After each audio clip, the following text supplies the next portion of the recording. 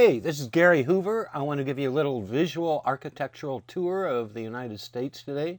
Some of my favorite buildings around the country. I love architecture. The first thing we're going to see is a bunch of buildings all through here, organized by building type. So, like railroad stations, hotels, stores, office buildings, skyscrapers, and there'll be a few detours along the way. We'll open with skyscrapers and office buildings. So we've seen a big rise in the height of buildings over time. The Empire State Building was the tallest in the U.S. for a long time, then the World Trade Center. Today, the tallest building in the world is in the United Arab Emirates. We'll come back to it in a second. First big tall building I want to talk about, the Singer Building in New York City, built in 1908, tallest building in the world. It was a real tribute to the Singer Sewing Machine Company. If you want to read the life story of the very strange, pretty bad news Isaac Singer, who built the Singer Sewing Machine Company, that biography is on our AmericanBusinessHistory.org website. But this was the result of him building that great company. The building was demolished in the late 60s. We'll see here, it was a real beauty. Colorful. It's too bad we can't see it anymore. A real tribute to a time gone by, 1908. And you can see how it really towered over the city. It's interesting because recently, 2010 in Austin, they built the tallest residential building west of the Mississippi River, and it's just slightly taller than that old Singer building. So in 102 years, things had really progressed. Skyscrapers had spread beyond New York City. And then 9 years later, in Austin, they built yet another, even taller one, a few feet taller, kind of a zigzag, looks like a kid's game or toys building. So skyscrapers have arisen around the world. Next, a year later, Singer loses the title to the Metropolitan Life Insurance Tower, copied after I think the Campanile, they call it in Venice. I think I got that right. Anyway, beautiful tower, still there, lit up at night. And you can see here, still there, but also just to the right of it, a really skinny skyscraper, a newer one, the kind of one with white and blue. And all over Manhattan now you can find these buildings that are very tall but built on a very tiny lot, a little parcel of land. And sometimes they just have one apartment per floor, but it just shows how valuable New York City real estate has become. Next, just a few years later, F.W. Woolworth, who'd built an empire in dime stores or variety stores, and were the 5 and 10, all over the United States, built an even taller building here, almost 800 feet tall. And this one stayed the tallest building in the world for like 17 years until the Empire State Building came along. But the Woolworth was a beauty, and it was designed by Cass Gilbert, a famous architect. And there's another view. It's still there near City Hall. And the money for that tower, which Woolworth, he paid cash for it. He built a pipe organ up in his office, up in the top of it. That came from his thousands of stores all over the United States with their red and gold storefronts. Small cities, big cities, that's New Orleans. I think that's State Street in Chicago. It had one of the biggest lunch counters in the world. Cass Gilbert was famous for other buildings. He built a library building for the University of Texas at Austin. A really nice building. It's now part of the architecture school. They built bigger, newer libraries after that. But that's in Austin, Texas, and a beautiful piece of Cass Gilbert's work. He also built the United States Supreme Court building in Washington. Next architect I want to talk about, my favorite architect, not as famous as a lot of others, Daniel Burnham from Chicago. He's famous, even though he's based in Chicago. He did build a building in New York in 1902, not a giant skyscraper, only a little under 300 feet tall, but the Flatiron Building is still an incredibly important New York City landmark and one of the great buildings of the great city. While I'm talking about Daniel Burnham and office buildings, in 1896, earlier in Buffalo, New York, he had created the largest office building in the world, the Ellicott Square Building. And this is a real beauty. It's still there. I visited a few years ago, and you can see that atrium is really stunning. It really is an incredible work of art in a city that's seen better days. But again, a still standing Daniel Burnham building. Another building he built, 1886, a famous office building in Chicago, the Rookery Building on LaSalle Street in the financial district. And interestingly there, several years later, Frank Lloyd Wright, the famous architect, came through and redesigned the interior, the lobby, and built this beautiful system, lattice structure that's really just stunning. And I urge you to drop in on that building. All these buildings are still there. Burnham was famous as the works director for the Great World's Fair of Chicago of 1893, the Columbian World's Exposition, called the White City. He was in charge of picking the architects and everything. That fair was famous for the Ferris wheel, designed by George Ferris, the first Ferris wheel, 264 feet tall, had 36 cars, each one like the size of a bus or a streetcar. And total 60 people in each car. Over 2,000 people could be on this. And it made one big rotation where it stopped each time to load and unload cars, and then it made a complete cycle nonstop. It took 9 minutes to go all the way around. Really amazing structure. Later ended up at the 1904 St. Louis World's Fair, and it kind of disappeared. It's kind of unclear where all those parts ended up.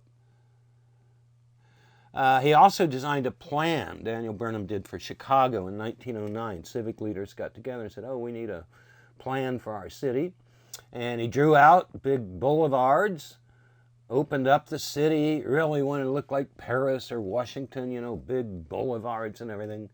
Most of his plan never came into being, but he did make sure that the waterfront of Chicago, the Lake Michigan lakefront, was open to the public, and it took years for Chicago to actually do all that because it had been industrial and shipping and everything on the lakefront. They also continued to build freeways. The Congress or Eisenhower Freeway from, I think, the 1950s was really based on his plan from 1909. He did city plans all over the world. He did one for San Francisco and everything. A lot of them didn't carry him out. One town was a little town of Baguio in the Philippines, and I went there, and they have a Burnham Park in his honor, full of those cool, colorful boats, and a statue, a bust of Daniel Burnham. So that was pretty cool to see that all the way around the world. His successors, after he died in 1912, and it was taken over by his associates, Graham, Anderson, Probst, and White. They did a lot of stunning buildings all over the United States. And one of my favorites in 1930, the Merchandise Mart, which was the largest building in the world when it was built in Chicago. And it was really a wholesale marketplace where companies could show their wares to retail buyers who would come in and look and order for their stores. And it was built by the Marshall Field Company, which was both a big wholesale and retail company in Chicago. Back then, later only became retail, and now it's just known as Macy's. And it was later bought cheap, I think right after World War II, if my memory serves me right, by Joseph P. Kennedy, so it was an important part of that family fortune. It's just a stunning building, sitting on the Chicago River, just a ways inland from Lake Michigan.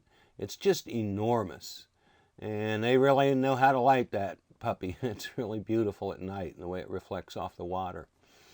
While I'm talking about great buildings in the 20s and 30s, of which there are a lot, and I love Art Deco, the Guardian Building, much less known in Detroit, an architect named Wirt Rowland, 1929. But man, this is a real beauty. You should really go to Detroit just to see this one. Detroit has a lot of interesting buildings. It's a very different environment from downtown Chicago with the decline of Detroit. But you can see the lobby of the Guardian Building. Just amazing. Even the main floor office there, the lobby, because it had been a bank building originally. And I don't know, Aztec Art Deco, maybe? It's just something else. Even the elevator doors are crazy. Chrysler Building. Can't talk about architecture without the Chrysler Building. Everybody's favorite, or one of them. Hit 1,000 feet. Was about to become the world's tallest building, and then the Empire State Building passed it up. It was built by Walter Chrysler, not by the Chrysler Auto Company. It was built by him. He had retired from the auto company. It was really like a retirement hobby for his kids, or, an investment for the kids. William Van Allen was the architect. But it is a beauty. A lot of great pictures taken, a lot of them by the famous photographer Margaret Burke White, working for Henry Luce that created Time, Life, and Fortune magazines. Then the Empire State Building. 1,454 feet, and it held that #1 role until 1970, so almost 40 years. Architects were Shreve, Lamb, and Harmon, and of course, a stunning building. And in the lobby, you'll see the plaque with the whole people that paid for it. Mainly the DuPont family were primary owners, and Al Smith, the former governor of New York, was involved, and others. Here's just a comparison. Some of these tall buildings at the time. The Empire State Building on the left, just passed up the Eiffel Tower. And then you can see the Chrysler Building and then some of the others we've talked about. The Tribune Tower in Chicago. Now, this one's interesting because they had an international competition. Who could design the best looking building for the great Chicago Tribune, owned by the McCormick family, the great newspaper. And it's a famous competition. The first prize was $50,000. Architects from all over the world were competitors in it. The winning design, the one that was built, was by John Mead House and a younger architect named Raymond Hood. Here's Raymond Hood. The man only lived into his early 50s, so he probably could have done a lot more amazing work. But after doing, here he helped in the design of the beautiful Tribune Tower, opened in 1925. But then, and even before, he had gone more Art Deco. This is a beautiful American radiator building right south of Bryant Park, next to the New York City Public Library in Manhattan. And I'm pretty sure now it's a hotel, but all that gold leaf on there, really a lot of color. And then he really went with color. This is Raymond Hood again, the McGraw-Hill Building in New York City in 1931. The big, they published Business Week magazine and textbooks and everything. An interesting company. Kind of evolved into what today is called Standard & Poor Global, S&P Global, the stock market information stuff. But the McGraw-Hill Building with that banding, the horizontal banding, created a lot of controversy. But it's a big blue-green turquoise beauty, really unusual. You have to kind of look for it in New York, it's not an obvious place to find it. And then Raymond Hood and a bunch of others were the key designers for Rockefeller Center. Built from 1933 to 1937, right in the Depression, but John D. Rockefeller Jr. believed in it and stuck to the project. Really an amazing place. The tallest building was built as the RCA building for Radio Corporation of America. Later, the company was bought by General Electric, so it became the GE building, and that company, or that part of it, became part of Comcast, and that's a Comcast building. But it's really a stunning building, 850 feet tall, attributed to Raymond Hood. Really, I call it slab architecture. You go up on the top of the RCA building, or Comcast building, and have the deck from which you can see.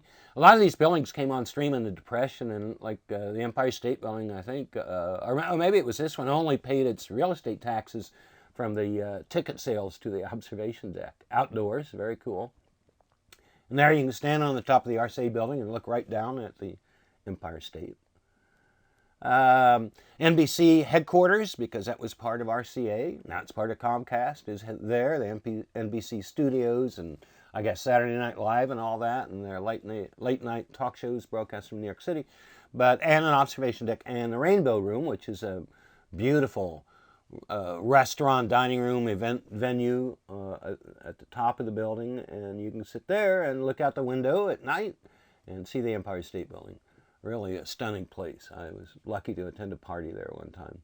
And the whole complex, in a way, was Radio City when it opened, because RCA took the main building, they put NBC in there, and so they built Radio City Music Hall, the biggest theater in the United States, still the biggest, almost 6,000 seats. If you haven't been there, I urge you to go there. You can get a backstage tour with the Rockettes and all that. It's just amazing, and a wonderful organ if you like pipe organs and stuff. The Radio City was designed by famous architect Edward Durrell Stone, but the interiors were by a guy named Donald Deskey, and man, they really went over the top in terms of the whole Art Deco look and the latest and greatest. Everything about it is just stunning. They say even the bathrooms and stuff are fancy. There's the office. It all tied together too. The whole design was integrated. Then I flip from Art Deco to modern architecture. Now, this is one of the first truly modern skyscrapers built in America before a lot of the ones came to New York City. 1932, architect named William Lescaze, working with George Howe, whose name appeared earlier. Almost 800 feet, right in there with the Singer Building and the Austin buildings. But this building, just phenomenal. When you think about it, it was 1932, and yet it looked that modern. Philadelphia Savings Fund Society is what it stood for, the PSFS building. And it's still there, and now it's a Lowe's hotel. And it's got to be a pretty cool hotel, but a wonderful building, downtown Philadelphia. Lescaze also did like model offices, model homes, very modern things. Interesting guy. Then now, 1951, so we're what, almost 20 years later, modern architecture comes to New York City.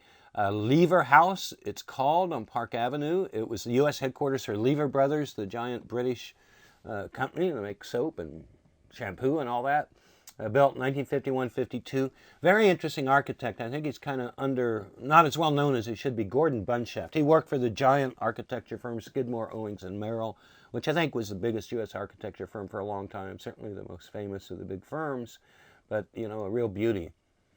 It's got this platform underneath it, and then the tower. I mean, it's really just stunning right there on Park Avenue.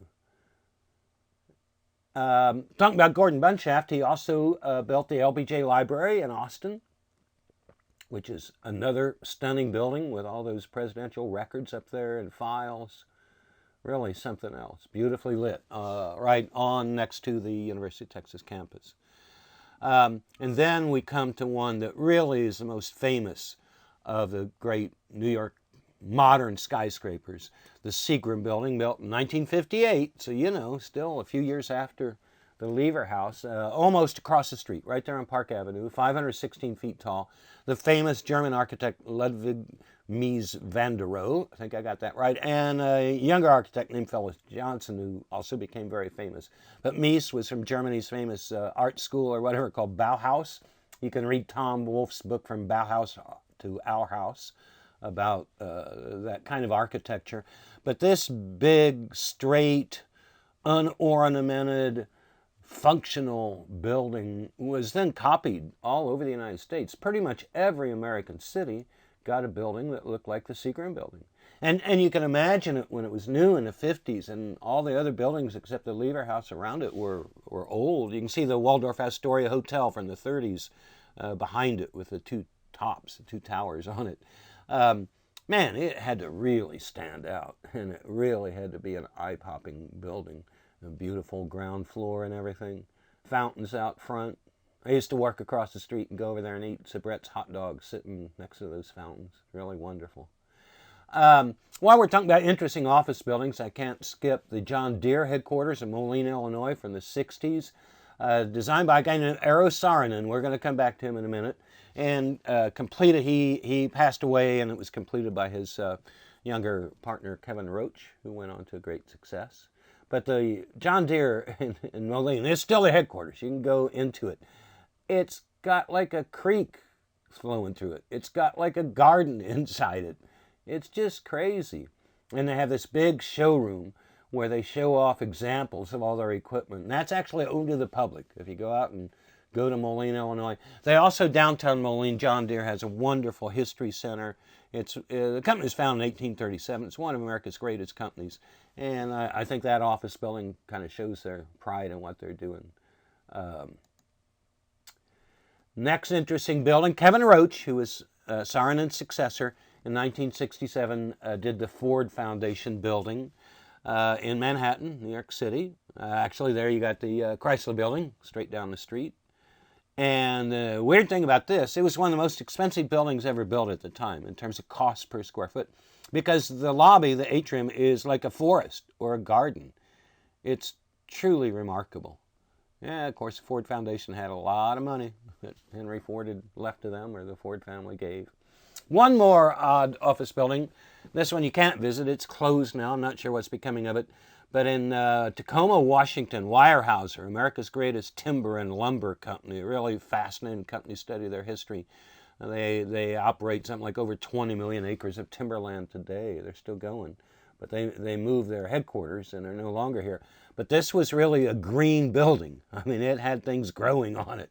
And this is, clear back in 1971. And again, the big firms, Skidmore, Owings, and Merrill, did it. And then I had to throw in Apple Park. Apple's headquarters, Cupertino, California, built, 5 years ago. Norman Foster, big architect, did some amazing buildings in London and everything. I presume he's British, but don't hold me to that. But anyway, that sucker cost $5 billion with all the curved glass, which I heard a lot of the employees were walking into because they're on their phones all the time. But ExxonMobil in Houston built this campus in the Woodlands in 2014, and that was really just for their U.S. headquarters, but now they're consolidating their global headquarters down there. But it's clearly a pretty amazing facility just northwest of Houston. So that's skyscrapers and office buildings. Now let me talk about government buildings, at least some of them. Buffalo City Hall, Art Deco, 1930. I didn't mention the architect, not a famous one, but man, and that's when Buffalo was a city, you know, one of the most important cities in America, certainly in the late 19th century, early 20th, but they got around to building their city hall in 1930. It's got to be one of the most impressive city halls in America, although there are a lot of pretty cool ones. St. Louis has a cool one. Look at that, you know, the chambers or whatever, you know, city council, whatever. And, you know, carvings, sculpture in the walls, the exterior walls, just amazing stuff. Now we get to one of my all-time favorites, Nebraska State Capitol, Lincoln, Nebraska, 1932. Yeah, Art Deco or Gothic, I mean, you decide, or a combination of the two. And it was designed by a famous architect, famous for his churches and cathedral-type buildings, Bertram Goodhue. And this thing, it's got this big tower with a big dome on it. And it's just stunning from every angle. And it's got that character. I should look up what that's supposed to be. Indian designs all over the thing. Again, more sculpture on the walls of the building. But look at this. When you look up, the ceilings and the murals and the Native American motifs. And that's the ceiling. Even the floor. The light fixtures. Elevator doors. Working on it, standing up on top with the statues. Really is incredible. Takes him back, Bertram Goodhue, who did all that, famous for his churches. He had partners, Cram and Ferguson, so a lot of stuff was built by Goodhue, Cram, and Ferguson, or whatever order they put their name in. But the West Point Chapel, again, that's a chapel, 1910, you know, West Point, upstate New York, where the Army University is, school. St. Thomas Episcopal, one of Manhattan's big churches, 1914, the same group of architects. These big churches all over the place. Somewhere outside of Detroit, it's called Cranbrook, a school, but the Christ Church there. Again, I mean, you can find a lot of churches like this all over America, but these fellas built a lot of the biggest and most beautiful. I have a soft spot in my heart for Rockefeller Chapel at the University of Chicago. It's where I went to college, and he built 1928. John Rockefeller had put up most of the money for the original founding of the University of Chicago, and had this chapel built. That's a chapel, huh? And that's where I attended many events. They have the one of the best pipe organs in America, and also a carillon, a bell tower, the second biggest one in America. I've attended a lot of events and concerts, and I got my college diploma in that room. But it is a stunning building, and there they carved Goodhue into part of the building. So there's the architect at work. He also did Balboa Park, what they call the California Triangle, in San Diego, 1915. So he didn't just do churches and cathedrals or the Nebraska State Capitol. Los Angeles Central Library, he did, 1926. Boy, you talk about a nice library. Look at that. Whoa. What a reading room, huh? Okay, I'm a retailer, so stores and shopping centers. First real department store in America, A.T. Stewart's Marble Palace, 1848 in New York City. The building is still there, down not far from City Hall in the Woolworth building. Later became a newspaper headquarters for the Sun, and I guess the Sun put the clock out there, although department stores later became famous for putting clocks like this right outside their building. Then Stewart later built an Iron Palace, a newer store, further up north, more like towards the Greenwich Village area. The Iron Palace, 1862. That was later bought by John Wanamaker, Philadelphia merchant, and building is still there. And then, hey, Marshall Field, famous for their clock. Chicago, my guy, Daniel Burnham, he was famous for building department stores. 1901 to 1906, built this building.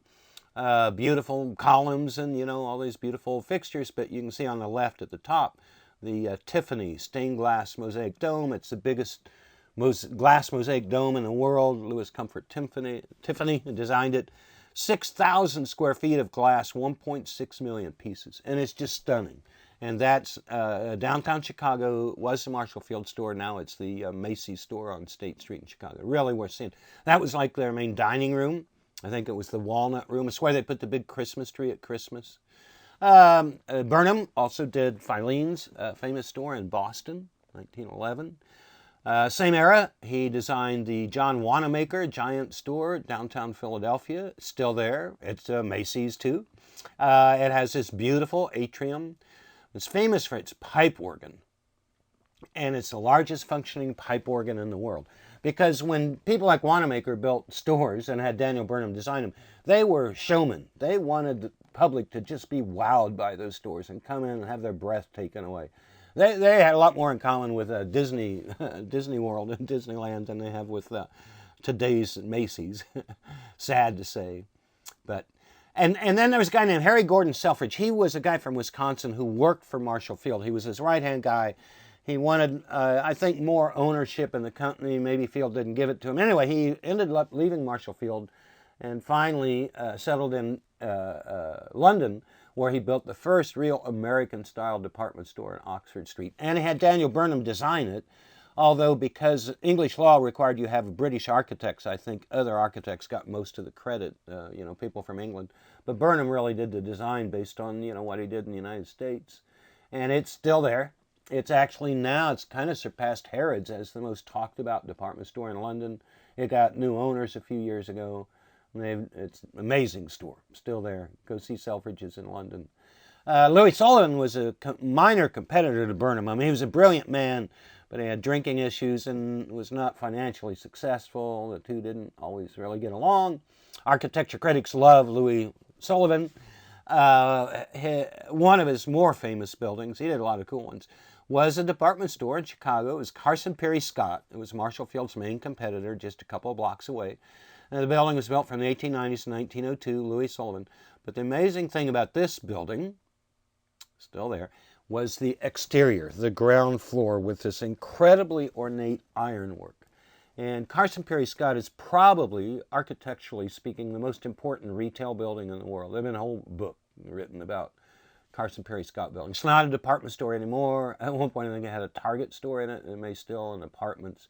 But just all the detail, even like the radiator grills or whatever these are, And then I can't, if I'm going to talk department stores, I can't skip Macy's, built in 1901, architects DeLoomis and Cordes. It was the world's largest store, although Marshall Field in Chicago and J.L. Hudson in Detroit were almost as big. But it's about 50 acres, over 2 million square feet. Still there, still in business. And unlike all those others, it's still called Macy's because that brand really kind of won out. Then coming back to Texas, I got to mention, Federated Department Stores that became Macy's, long story, but they built a new store in Houston in 1947 for a smaller company they bought called Foley's. And this building made the news. It was written up in Time magazine because what was different about this department store is you'll notice it has no windows above the first floor. It was downtown Houston, so the ground floor had show windows to walk by, and I'm sure Christmas displays like all the department stores had. But what they found was, first of all, we want to keep it air conditioned. It's Houston, and windows hurt air conditioning, so you'll save costs there. And we don't really need natural sunlight in the store. We have fluorescent tubes, And so don't put windows there. It'll just waste energy. And have the stock rooms all around the outside of every floor. They used to have the stock rooms like on the basement or on the top floor, and you ran out of certain sizes shoes, you'd have to go get in the elevator and go get them. The clerk would, or whoever, Well, he said no. The people that ran Federated said no. Put the stock rooms next to the departments on every floor so they can run and get the back stock fast. And put them around the outside of the building where there's no windows anyway, and keep the customers in the center. So that was a real breakthrough. And the interior, I don't have a shot of it here, was designed by the famous Raymond Loewy, one of the founders of the industrial design profession. You can find his biography on our American Business History website too. That's Raymond Loewy, Loewy, really a story worth studying. Then, next, kind of going back to Austin. For my understanding, first department store west of the Mississippi with air conditioning, 1910. So 100 years before the Austonian. And that building is still there. In 1931, they did a little remodel, so they got a great Art Deco title on the building. But it's no longer a department store.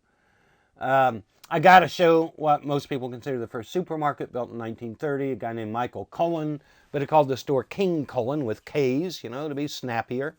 And he had much lower prices than anybody else. It was self-serve. You could get your own stuff. You didn't have to wait for a clerk to go to the shelf and pull it off for you. A lot of innovations, and it really changed retailing in America and ultimately the world, that invention. Shopping centers. You can debate what's the first shopping center in America. One that's always in the running and is a beauty is Country Club Plaza, built in Kansas City, 1922-23. Real estate developer named J.C. Nichols had it built. It's still there. It's still beautiful. They know how to show it in the daytime and how to light it up at night. Fountains. Kansas City is one of the greatest cities in America for parks and fountains. Really worth a visit. Then the shopping mall. Now this was unenclosed, you know, it was an outdoor mall, but Northland in Detroit in 1954, Detroit's big department store, J.L. Hudson, built this big branch. And it was revolutionary with this giant Hudson's department store right in the middle of it. And that Northland shopping center store ended up doing more volume, more revenue than their big, huge downtown Detroit department store, and became the largest revenue branch department store in America, and therefore probably the world. That was 1954. 2 years later, friends of theirs, another family-owned department store, this one in Minneapolis, the Dayton store, they built the first enclosed mall called Southdale in Edina, outside of Minneapolis, suburb of Minneapolis, 1956. And they built that mall, put a Dayton's department store in it. But what's interesting is back then, when they were first building malls and didn't know really the best mix of merchandise put in them, you can see it had a grocery store, Buttrey's, on the upper floor. And below, you can barely see there was an F.W. Woolworth. So they had both a dime store and a grocery store right in the mall. Those ideas later fell out of favor in people that built malls. But you can see here, it was the first enclosed mall. And it would have been revolutionary. You know, unbelievable, the people shopping it. Wow, never seen anything like that before. All enclosed winters in Minneapolis, shop indoors, stay warm. And I had to throw in a picture for what became 7-Eleven, which really created the convenience store industry in so many ways and is still the biggest in the world, even though it's now owned by the Japanese, because the Dallas family that owned it borrowed too much money. But anyway, it was called the Southland Ice Company, and that's what evolved into 7-Eleven. Another global phenomenon. The factory, a few pictures here. One of my favorites, Ivory Dale in Cincinnati. Procter & Gamble, founded in 1837, just like John Deere. They built from 1885 onward after they created Ivory Soap, which is still one of their most famous, greatest brands. They created their factories and called the whole neighborhood Ivorydale in the 1880s. And this one's, you know, really something. There it is, the old shot, Procter & Gamble Company. There it is today. Procter & Gamble, I think, still operates part of it, but a lot of it's other people operate it. But they keep it nice, historic. I had to throw in this. Pabst Brewing Company in Milwaukee. They got the blue ribbon, I think, at the 1893 World's Fair in Chicago. Became the best-selling beer in America. The Pabst family, extremely wealthy. Really an amazing company. You can see just the massive size of those works. And then other companies became bigger in brewing, and you can see what Pabst looks like today. I've driven up around all the old Milwaukee breweries. They're really, we call it industrial archaeology, but, you know, a glorious past, but not there today. Can't talk about factory architecture without mentioning Albert Kahn, famous Detroit architect. He built this Packard factory for Packard Auto Company in Detroit. You got to remember, in 1910, 1920, the auto industry was booming. It was the internet of its age, or whatever you want to call it. Then he built the Model T factory for Highland Park factory for Henry Ford. Amazing place, and produced, you know, millions of Model Ts. And it's interesting because everyone knows Henry Ford was an anti-Semite, but Kahn was Jewish, and Ford made him rich, and they seem to have gotten along their whole lives. So I guess Ford overcame his biases to pick a great architect. There's your inside shots, the Model T plant, just cranking them out, all sitting out there. Probably the paint on them drying. That took a while. More views. And the plant had a test track on the roof. If you go to Turin, Italy, I think it's a Fiat plant there also. The old one had a test track on the roof. I'm not sure which factory this was. This might have been the Packard building. I mean, it's just all gone to rot, or pretty bad in Detroit. While we're in Detroit, the Fisher brothers, 5 of them, they had a company, the Fisher Body Company, made the bodies for General Motors, and General Motors smart enough to say, well, we want to buy your company instead of, you guys getting rich off us, we'll just buy your company. And the Fisher brothers said, okay, but they sold them a piece at a time, so you can have 20% or whatever to General Motors, and then, now it's worth more, and now you can buy some more. The Fishers became very wealthy. Several of them became key executives at General Motors. One of them led Cadillac, brought in the famous car designer Harley Earl. But they also, with their money, said, well, we'll do real estate investment. So they built this office building in 1928 in Detroit, also designed by Albert Kahn, so he didn't just do factories. And this thing, man, I was in there one evening after it was closed, and they were playing like 20s music, like George Gershwin stuff, and man, you could just see like a big dance or a ball going on in the lobby there. Just stunning building. So again, another reason to visit Detroit. Across street from the Fisher building, not nearly as stunning, was Kahn designed headquarters of General Motors. It hasn't been their headquarters for a long time, but that's all one building, all connected together with the 4 wings. Because you need to get a lot of natural light in. You want a lot of rooms with windows. The hotel. I love hotels. The Bellevue Biltmore. This one's sad because it was demolished a few years ago. A little bit of it still left. But I toured it before they demolished it down. Clearwater, Florida. It was developed by a guy named Henry Plant, who built the railroads on the west side of Florida, down to Tampa and then on down to Fort Myers and all that. A guy named Flagler built them on the east side all the way down to Miami. But the west side, and central and the west side of Florida was Henry Plant. There's a town called Plant City. So this building that he built, because both Flagler on the East Coast built hotels. He built the Breakers, famous hotel in the Palm Beach area. Flagler did. Plant developed these hotels along his railroad. He wanted to generate railroad traffic, right? And so he built this one in Clearwater. It was one of the largest wooden structures in the world. Like I say, most of it's gone today. But just enormous. And of course, wooden structures, a lot of fire risk. So aren't many old wooden hotels still around, Then, not wooden, downtown Tampa, Henry Plant also built the Tampa Bay Hotel in 1891. And it's Moorish, man. It's a trip. And it's still there. It's now a museum and a college. So if you're in downtown Tampa, I urge you to go in and take a look. And you really get a feel for like what Victorian life was like, the hotel lobby and all that. And then as long as we're doing massive structures, and another wooden one that still stands, but from 1888, the Del Coronado in San Diego, or just offshore there in San Diego, just amazing, amazing building. Look at that dining room. And I've had the pleasure of dining there too. One of the few places in this tour that I haven't been, but it's on my bucket list, so I had to throw it in, is from the 1870s to 1910. I think family-owned, built this huge hotel complex up in the Catskills, up off the Hudson River, and the Mohonk Mountain House. And look at the way it sits on the bluff, built into the cliff. It's got to be amazing to see. The fall colors. I got to go see that one. A whole fave of mine. So, Pennsylvania Railroad, when you went to New York City, if you took the New York Central Railroad, owned by the famous Vanderbilts of New York, your train took you right into New York City, into Manhattan, to where Grand Central Terminal is. If you came in on an even bigger and more profitable railroad, the Pennsylvania Railroad from Chicago, the train ended at like Hoboken or whatever on the Jersey side, and you had to take a ferry boat to get across. So a guy named Alexander Cassatt ran the Pennsylvania Railroad, did the biggest construction project in U.S. and really world history that wasn't financed by government, and built tunnels for the railroad under both the Hudson River and the East River all the way to Long Island, and built a big, beautiful Pennsylvania station. I think 1910 it was finished after Cassatt died. Cassatt's sister, Mary Cassatt, was a famous Impressionist architect. Anyway, so Pennsylvania Railroad built this big, beautiful Penn station. We'll come back to it in a little while. But then, I think 9 years later, they say, well, we need to build a big hotel across from the train station. They built this, the biggest hotel in New York City in 1919, the Hotel Pennsylvania, or Pennsylvania Hotel. It's still there.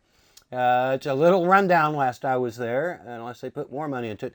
It was designed by McKim, Mead and White, among the most famous architects ever from New York. But most architecture buffs don't know much about this building because it wasn't one of their most outstanding ones. You know, it was meant to be a mass volume, not a luxury hotel, owned by Pennsylvania Railroad, but they hired E.M. Statler to run it. Statler had the first hotel chain in America, or one of the first, based in Buffalo, great hotel operator. So it was the Statler. At one point it was the Hilton. I think it's a Pennsylvania hotel again. And its phone number, which they say is the longest phone number held by a single party in New York City, the oldest one still in use, was Pennsylvania 65000. And Glenn Miller, the great band leader, Glenn Miller, made a song about it. So there it's got its phone number as a song. And it's a big hotel. It's still there, facing Penn Station.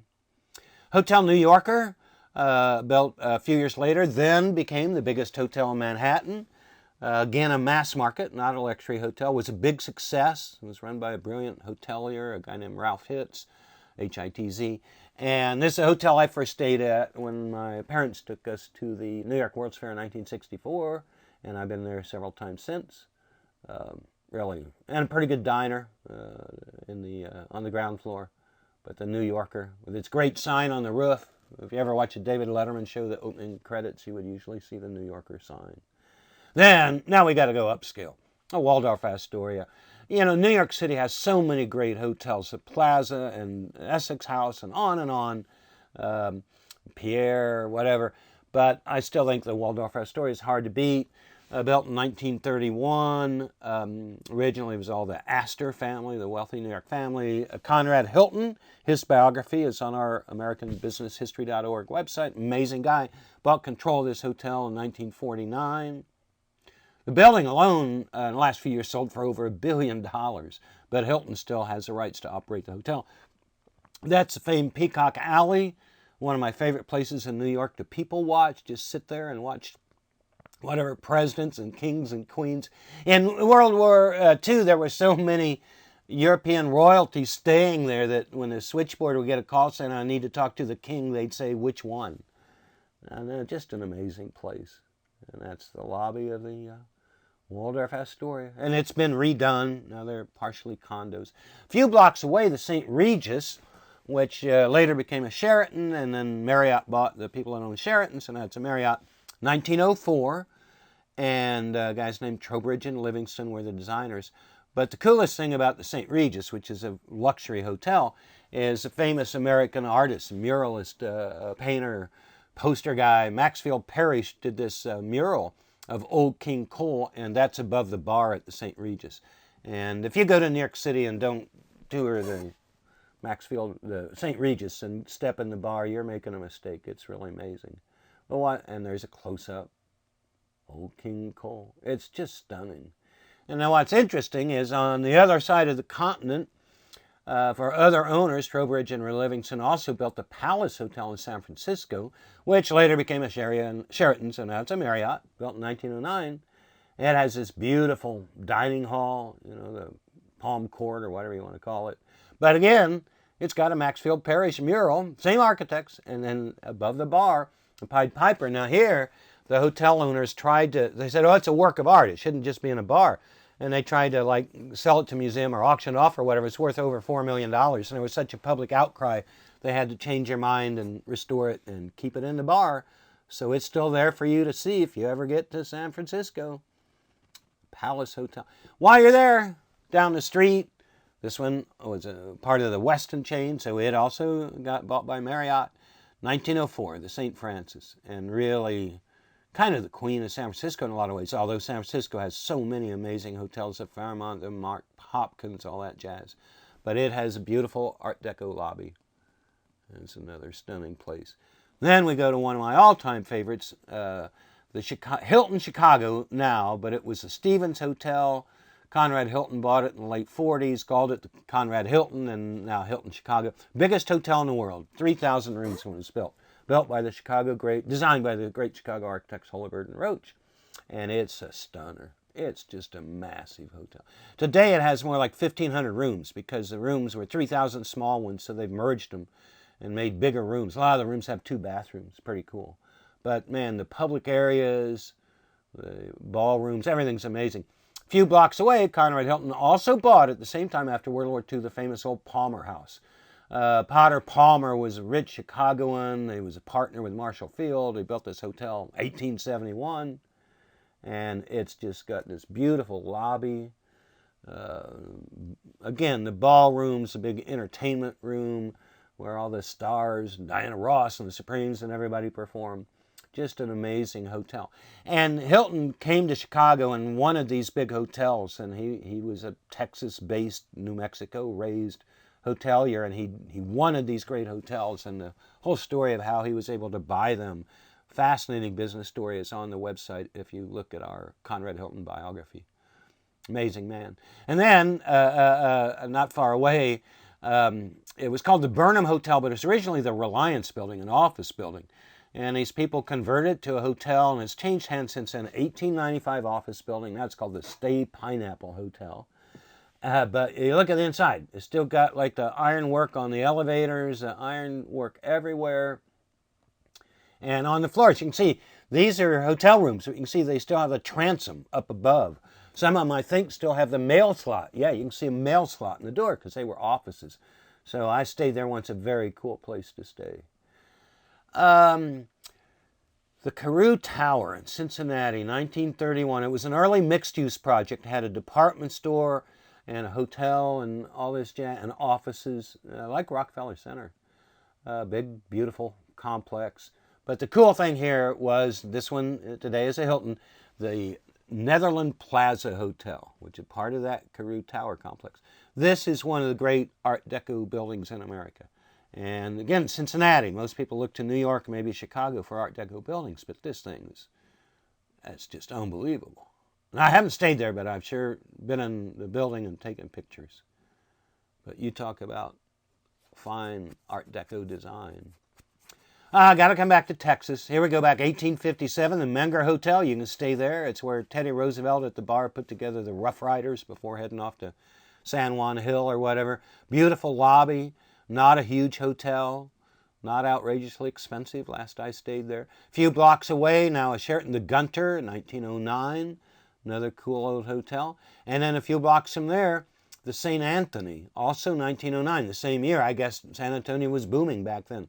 But the St. Anthony is one of these classics. I always look at it and say, oh, it's a 1920s hotel, but she's 1909. But just, everything about it. And these are not expensive hotels. Most people don't even know about them. San Antonio is a city rich in cool old hotels. Another example, the Drury people from Missouri came down and took over the big old bank building and turned it into a hotel. So it's got this phenomenal lobby, and being a Drury, it's probably not a luxury hotel. It's a wonderful company, a fine chain, and it's great that they do this. They also redid old buildings in St. Louis, up near where they're based. But there are a lot of cities with a lot of great old hotels. New York, Chicago, Portland is a good city for classic old historic hotels. New Orleans is hard to beat, and San Antonio. And then I got to throw in this one. So 1929, mineral wells, go get healthy at the wells, at the springs or whatever, the hot springs, and built this big, beautiful Baker Hotel. You can see in its glory days, I'm sure that's off a postcard, big building in a small Texas town. Well, it got abandoned, and there have been all kinds of moves to try to restore it. But so it's sitting there looking like that. So maybe it'll come back someday. Modern hotel design, 1954. Morris Lapidus, famous architect who was famous for his Miami hotels. The Fontainebleau, whatever, 1954 really set the tone. 2 years later, down the road there in Miami Beach, he built the Eden Rock.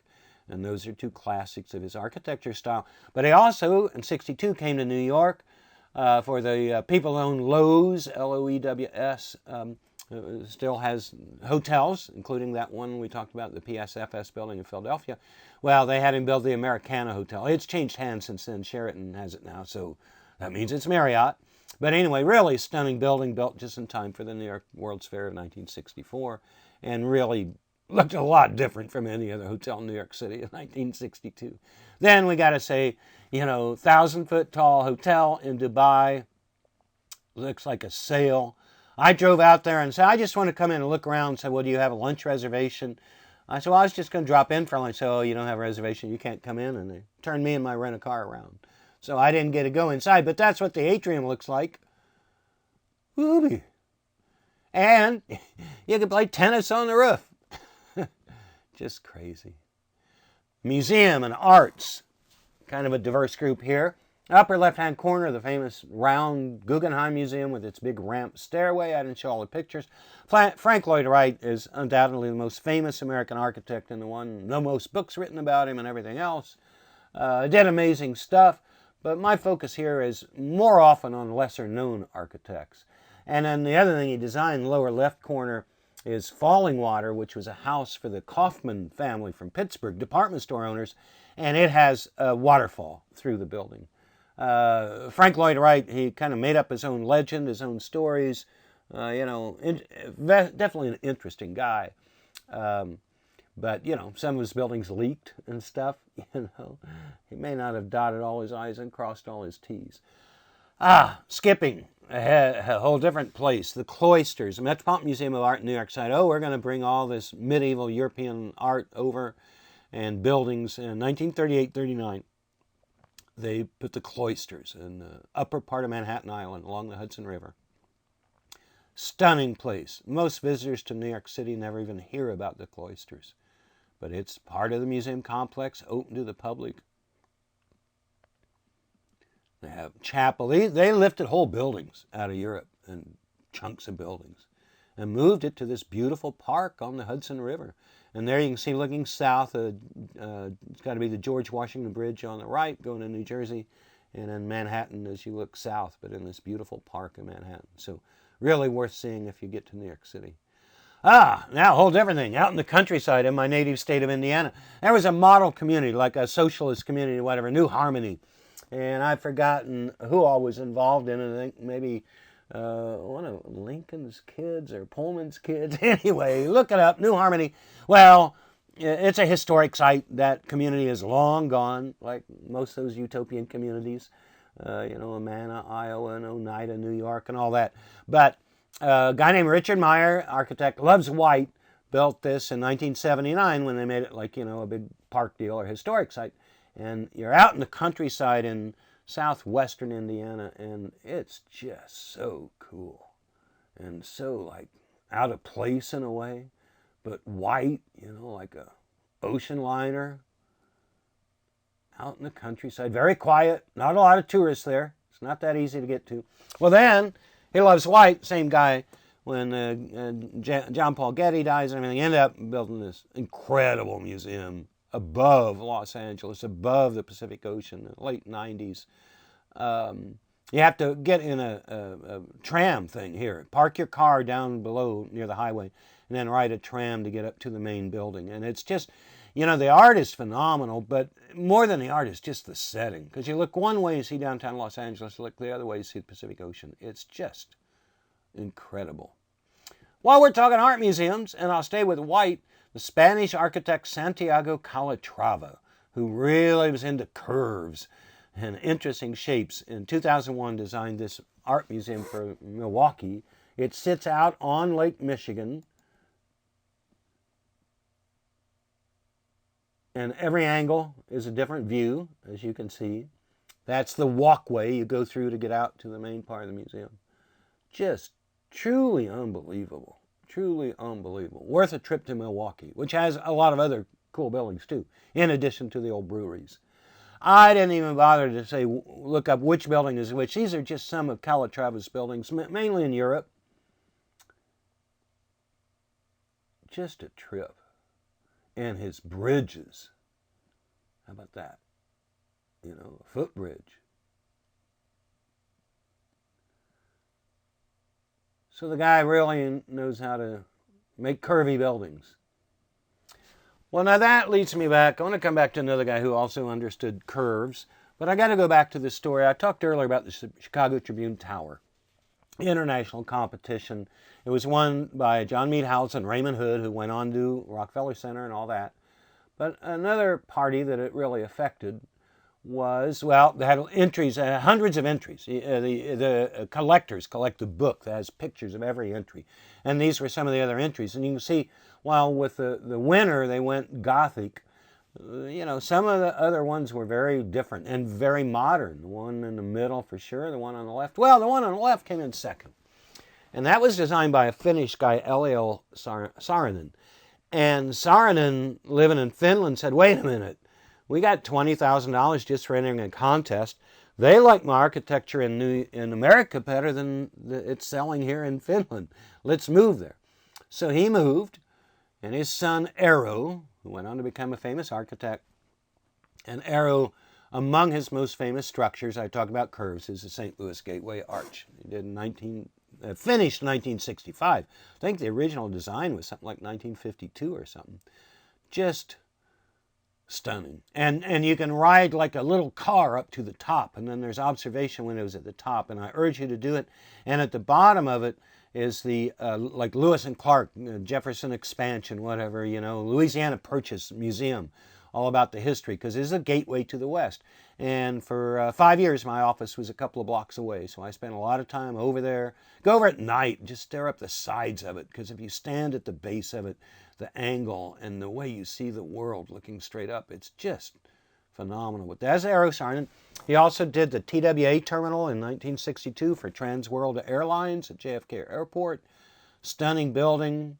Now at least part of it is a hotel. I think it's so big they're making different uses. But I passed through there in 1967. My family, my parents took my sister and I to Europe. My first real jet airplane ride, and changed planes there before heading off to London. Amazing place. I got to get there and see the hotel, see how they've done it. While we're talking about Saarinen, he didn't just do curves. He did the John Deere building, finished by his partner Kevin Roach, that we talked about earlier with the stream and the garden-like setting. He also did one skyscraper, headquarters for CBS, the founder and leader of CBS, William S. Paley, Bill Paley. His biography is in a video that's on our American Business History website. Amazing guy. But they had him do a skyscraper, and then he died before it was finished, and they almost thought about bringing in another architect or something. And they said, no, it'll be the only skyscraper designed by Eero Saarinen, so let's keep it.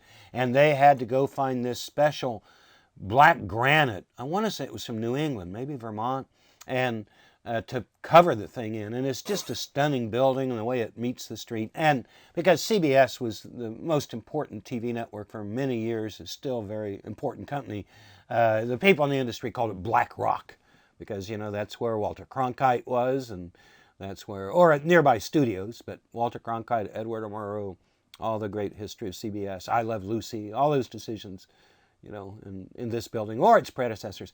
Then I got to throw in one of the current hot modern guys, or more current, Frank Gehry, big deal. I got to say, the buildings are certainly interesting, but it's almost like he has a fetish for aluminum foil. He got caught up in some Reynolds wrap as a kid. I shouldn't say that. Anyway, what can I say? A pretty impressive building, the Disney Concert Hall. I've driven by the outside. I haven't been in the inside. 03. Crazy thing there, they got a pipe organ in it. Beautiful big concert hall, of course. But look at the pipes on the pipe organ. I forget who designed that part of it, but kind of ties to the kind of wacky whole nature of the thing. But you can find a lot online about Frank Gehry. A building I really like, come back to Texas, the Modern Art Museum of Fort Worth. I believe Japanese man, Tadao Ando, did this. It floats on a lake. And when you're walking in the art galleries, you're on a lake. It is pretty cool. Railroads, I love trains. I mentioned Pennsylvania Station. Alexander Cassatt said, let's cross the Hudson and build a station. Because the idea was we want to get our passengers, they don't have to ride the ferry across the Hudson, get off the train in New Jersey, they could go all the way into Manhattan. So it was a huge deal. And it took him 10 years, whatever, to build it. He was dead by then, Cassatt. McKim White designed it. Beautiful building. 1910, demolished in 1963. just a year before my first trip to New York. I wish I could have seen it. And this is one of probably the greatest single tragedy in terms of the demolition of great old buildings, and it inspired people later to save Grand Central Terminal when people wanted to demolish it. There is a Penn Station today. They keep redoing it. It doesn't look like this, you know. It's in the same location, still faces the Pennsylvania Hotel. Now, it's interesting. This guy, Penn Station, was 1910, so it's 3 years later. The New York Central, I guess, hey, we got to have, now that they're in New York City, now their trains can come all the way into Manhattan from Chicago, we've got to outdo them, and they built Grand Central. There had been other Grand Central stations right there. The location didn't change, but this was a big one, 1913. Reed and Stem, Warren and Wetmore were the architects. World-famous building. The entrance, the interior with the constellations in the ceiling, giant waiting area, main concourse, whatever you want to call it. Man, I go there every time I go to New York. It's just such a sit in the bar or the restaurant at the near end in this picture, and I think I got the right end. Maybe it's the other end, but you can sit up there and eat oysters or whatever and watch people. And it's got cool places, oyster bar and stuff inside the station, other places. Grand Central Station was where the 20th Century Limited, America's most famous railroad trains, started. It went from there to Chicago and then back. And you can see on the right there at Grand Central, the red carpet was always laid out. This is what rich people and movie stars used to go between New York and Chicago. Pretty much every famous person would have ridden this. And on the left, you can see two of the different locomotives that they used to pull this train. Both of them, both those pictures on the left are taken in Chicago, because if you know Chicago, you know that's the beautiful Chicago Board of Trade building behind it with the cereal goddess, Ceres or whatever, on top of the building. But anyway, on the top left, the New York Central Hudson locomotive, designed by the great industrial designer Henry Dreyfuss. One of the most beautiful locomotives ever built, and below it, one of the beautiful General Motors diesels that came along later and was far more efficient and lasted longer and replaced the steam locomotives. One more train station. My guy, Daniel Burnham, Washington, D.C., 1908. Still one of the most stunning spaces in the United States, and a must-see if you're in Washington, not far from the Capitol building. Another one now, this is Burnham's successors, Graham Anderson, Probst and White, same guys that did the Merchandise Mart in Chicago. I guess they did a lot of big buildings, as did Daniel Burnham. It's the 30th Street station of the Pennsylvania Railroad in Philadelphia. So if you traveled from New York to Philadelphia or vice versa, you'd be at Penn Station at one end, and in Philadelphia you would go into this beauty. And it's still there, and most architecture buffs don't know about it or drop in on it, as far as I can tell, but very kind of Art Deco, really wonderful public space. Another train station, but mixed use. Department store, hotel, train station, tall building, Cleveland, done by Graham Anderson, Probst and White, Burnham's successors, 1927. Built by interesting brothers, real estate developers named the Van Sweringen brothers. Their biography is on our American Business History website. This was the tallest building west of New York for decades, for ages, at 771 feet. And Terminal Tower is awesome.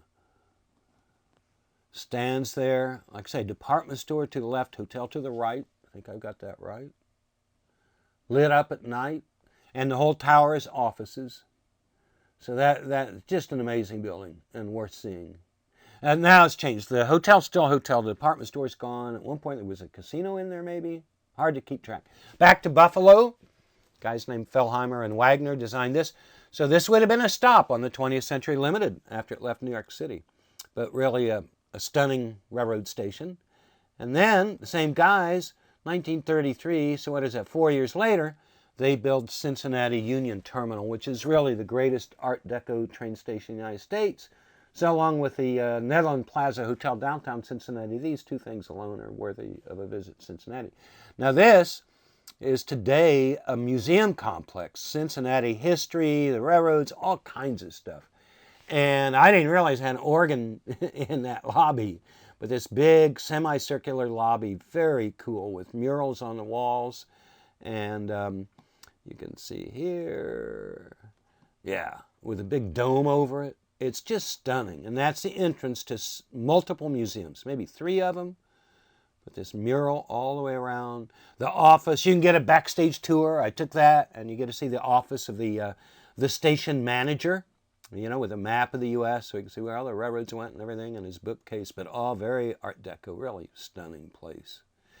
Then I turn, I didn't have the architect's name down, another cool train station, Union Station, Los Angeles, 1939. From Chicago to L.A., the movie stars and rich people would take this Super Chief on the Santa Fe Railroad. So you would have left Chicago and you would have ended up in this train station. And it's a beauty. And open to the public, still there, still a train station. Then, not so well taken care of, in Detroit, the New York Central, but in Michigan it was called the Michigan Central. They had another railroad they owned there. Their station in Detroit was also the same architects that did Grand Central New York, did this big, beautiful main train station for Detroit. And you can see in its glory days, it was hopping with steam locomotives. And it was big and beautiful, but today, or at least last I was there, it would take a lot of courage for somebody to redo this building. It is big and it is a mess. You want to see sad stories, go to Detroit in terms of architecture. It's seen better days. Had to throw in this, not a building. I went way out of my way in the mid-1980s to go see it. It was one of the biggest, it was the biggest concrete bridge in the world at the time, still one of the biggest concrete structures. So in 1915, the Delaware, Lackawanna, and Western Railroad wanted to make a shortcut to save some miles through the mountains of Pennsylvania. And so they built this puppy. Half a mile long, almost, 240 feet high. And it's, I forget, is it 18 arches? You could count them. And it goes over the little town. Look at the train up on that thing. I walked a little ways out on it, but the whole town of Nicholson, Pennsylvania is kind of under an arch or two. It's just incredible, way out in rural northeastern Pennsylvania. Talking about big bridges, the Southern Pacific, built by Collis P. Huntington, Mark Hopkins, Charles Crocker, and Stanford, that built Stanford University.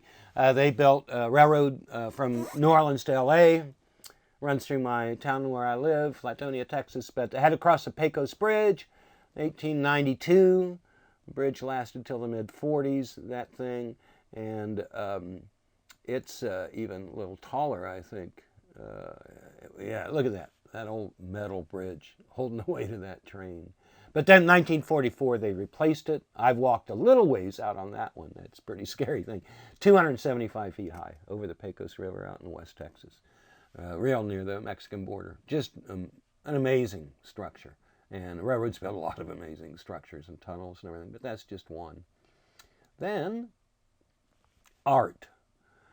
Okay, there are architectural renders. People who draw it up and everything. Hugh Ferris was my favorite. He published books, but he drew these really kind of spooky images of buildings and what the future, city of tomorrow, metropolis of tomorrow, right?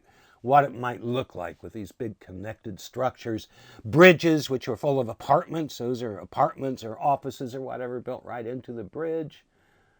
The renderings, you can buy all his books, you can find reprints or whatever, used copies. They're just beautiful if you love this kind of art, or almost sci-fi, you know, fantasy art. He also, I mean, it was in time to see them begin to build new buildings.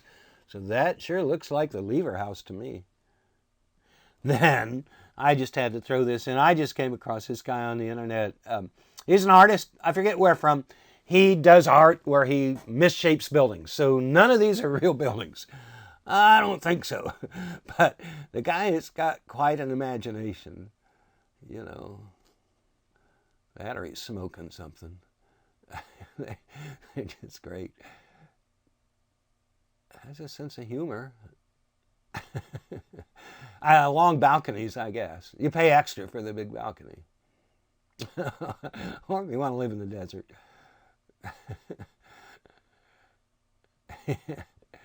People who are tilted would like that.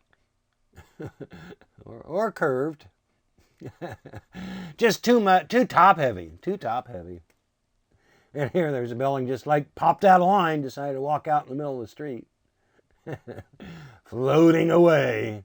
I thought that was crazy. Well, hey, a lot of American architecture. I love architecture all over the world. I've been to 45 countries taking pictures, so I just threw in a few other greats. Palazzo Vecchio, like the City Hall in Florence, Italy. That's a sweet building. That's a sweet building. I always wanted to have like a stockholders meeting there or something after I'd seen it once. You know, and you can't beat the Italians for design. Although the Moors in Spain built the Alhambra, it was their last holdout before Ferdinand and Isabella ran them out in 1492, and the Moors went back to Africa, to Morocco and Mauritania, where the Moors came from, all that. But the Alhambra is amazing. I spent my 60th birthday overnight in a hotel there on the grounds. It's the most visited tourist attraction in Spain. And the ornate, this palace they built in the 1400s, the detail, the carvings, every ceiling, every surface, every wall, mosaics. You look up and you see ceilings like that, which kind of fade away from you. They're totally three-dimensional. That's not a flat ceiling. You can see there the way they fade away. And then, not many miles away in Cordoba, Spain, the biggest mosque in the world was built. They later, when the Spanish Catholics took over, they put a cathedral in the middle of it. But the old Moorish part has these amazing arches. I forget how many hundreds of them. And on my YouTube channel, I have a video of me walking through there. Just amazing. And this, I'm pretty sure, is the mihrab, the niche you make on the wall to point towards Mecca so you know where to pray to. But the ceilings, you look up, everywhere you go. And every little area, the ceiling is different. Amazing place. If you're ever in Cordoba, Spain, check it out. Most famous work of Islamic architecture, right up there, I think, with the Alhambra in greatness, and that mosque, too. The Taj Mahal, Agra, India. And, you know, it's a funeral, a grave. And the guy that built it, his son thought he wasted money on it, so the son had the father put in prison, but he gave him a window so he could look at the Taj and see how much money he'd wasted and how he ended up in jail. At least that's the story I got. Now this is a trip. Everybody knows Taj Mahal. Not many people know about Fata per Sikri. It's out in the countryside, not that far away from the Taj. I don't know, a few hours maybe. I visited it, late 80s. And it was a capital, the Shah, the Mughal emperor. Built it, and was only there 14 years. He picked it because it was the ideal site for a capital city. And then they left after 14 years, and they don't know if it was warfare or famine or water shortage or what, but that's like an entrance gate. And this is out in the country. I mean, this is not in a city. And the whole complex, and he had different wives with different religions, so he has different kind of temples there. The whole complex. That was like his throne in the middle of this room. He would sit up there in that round part on his throne up in there, and then the supplicants would stand down below and ask him for favors and stuff. Everything about it is amazing. It's got these lake things you walk out into the middle of. Fata per Sikri in India. And then, one more while I'm in Islamic architecture, modern. Sultan Qaboos Mosque. And this thing, I forget, but it's not older than 10 or 15 years old. In Muscat, Oman. Wonderful country. I went way out of my way to go visit the country and dropped in on this place. Just amazing what a modern mosque is like. And when it was built, the different views, the angles, the art, the way you see things. Look at that. Just amazing. And that carpet, when it was built, I think was the biggest carpet in the world. Later, I think Abu Dhabi built a bigger mosque with a bigger carpet. And I think it might have been the biggest light fixture, too, or something like that, the chandelier. I mean, it's something. Just amazing. And it's a tribute to Qaboos, the man, he overthrew his father and modernized Oman and brought it into the modern world in like the 1970s. Amazing leader, really, what he did for his country. Had to overthrow his father to do it. His father ran off to England, save his skin. And all over there, these beautiful examples of Islamic art from different parts of the Islamic world. Oh, one more crazy thing before I leave you. On my bucket list, I have not seen this. Yemen, very difficult country to visit. A lot of issues, a lot of war, a lot of death there. So I'm not going anytime soon. But they built these like adobe or piste or mud or earthen, whatever you want to call them, high-rise apartment buildings like centuries ago. I think they have to spend a lot of time patching them up and keeping them going. But there's several towns, Shabam and all these towns, and a big part of the country of Yemen, full of these high-rise mud buildings, or whatever you want to call them. Look at them, building after building. They're like 8, 9, 10 stories tall. I don't think they have elevators. Think about walking down in the canyons in between them. No, I got to get there. I wish they'd stop killing each other. Look, some of them are colored. Oh, it's got to be a trip. Just amazing. Oh, I forgot, had one more, at least one more. Antoni Gaudi, crazy man, designed this, I want to say the 30s, but I didn't double look it up. Cathedral, Sagrada Familia in Barcelona. Barcelona is full of great architecture, but Gaudi's stuff is all over. And that cathedral, man, and they're still building it. He's long dead, but they never finished. He died. He was hit by a streetcar. They're still working on it, but the gargoyles and the wise men and everything, they're just really spooky. I can show you. You can find whole books about this, about Gaudi and his architecture. But then his stuff's all over town. His apartment buildings with their crazy kind of Art Nouveau windows and lit up at night, and the roofs on the buildings with the colored tiles. He would use broken bottle glass and stuff to decorate buildings. He built, on the roofs, he built playgrounds for the kids if it was a house for a wealthy family. Built another park elsewhere in the city. Mosaic Frog. There's a lot of Gaudi buildings you can go see. And then, one more, the Potala. This is a palace of the Tibetan monks, Tibetan Buddhist monks in Lhasa, the capital of Tibet. Built over centuries. The sucker's really old. That's all I know. I have not been there. High on the bucket list, but it's kind of hard to get to Tibet. Look at the inside of this place. I got to get these pictures off the internet. I got to go take pictures myself, but I'm not sure if I'm going to get around to that. Kind of hard to visit. But you can imagine the monks. And, the thing is huge. Look how many floors. You have to walk up all these, like, thousands of steps just as a tourist to get to it. And then I don't think you can get into the upper secret chambers. Oh, man. Imagine sleeping there. And that means I've given you a quick little tour of some of my favorite architecture. I hope you enjoyed it. You can always find more AmericanBusinessHistory.org. AmericanBusinessHistory.org for business history. A lot of my own musings, you can find them on LinkedIn and stuff. And I also have a website, hooversworld.com, and a YouTube channel. Look up Gary Hoover. But I hope you love architecture. I hope this showed you some buildings you weren't familiar with before. And thank you for your time.